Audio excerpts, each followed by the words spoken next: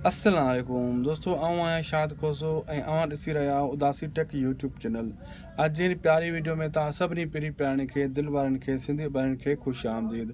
दोस्तों अॼु रिव्यू कंदासीं मेगा सोप सिल्क पंजाबेरी, जंहिंजा अचण वारा एपिसोड ज़बरदस्त थियण वारा आहिनि, धमाकेदार थियण वारा आहिनि। छो दोस्तों हाणे तव्हां ॾिठो त जाबिर बि हथी को थी चुको आहे। हसीना बेगम उनखे ब्लैकमेल करे थी लगातार उनजे भाउ जे नाले सां, तुंहिंजो भाउ मूं वटि आहे, मुंहिंजी कैद में आहे, अगर तूं गुलनार के न मारियो उहो भी रुंडे जे साम्हूं त पोइ तुंहिंजी ख़ैर न आहे।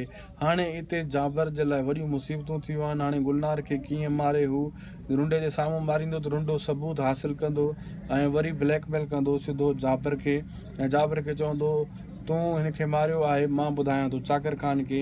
इहा ॻाल्हि हाणे जे लाइ रुंडे जे लाइ वरी मुसीबत बणिजी वेंदी, ऐं जाबर जे लाइ मुसीबत बणिजी वेंदी। हुन दोस्तों हसीना बेगम जा पोल खुली चुका आहिनि। जाबर जो जेको माण्हू भातो आहे उनखे कुटको ॾेई करे चाकर ख़ान उनखां सभु पुछी वरितो आहे।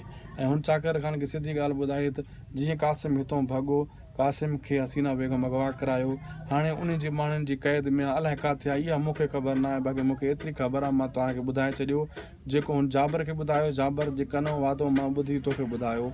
चाकर ख़ान सोचींदो हसीना बेगम ईअं छो कयो, वहम कंदो, वीचार कंदो ऐं सोचींदो त को इन जो तालुक़ आहे क़ासिम सां, तॾहिं हसीना बेगम ईअं कयो आहे। अगर अपडेट सुठी लगी महिरबानी करे असांजे यूट्यूब चैनल उदासी टेक खे ज़रूरु सब्सक्राइब लाइक शेयर कंदा। मिलंदासीं तव्हां खे ॿिए वीडियो में। अल्लाह हाफ़िज़।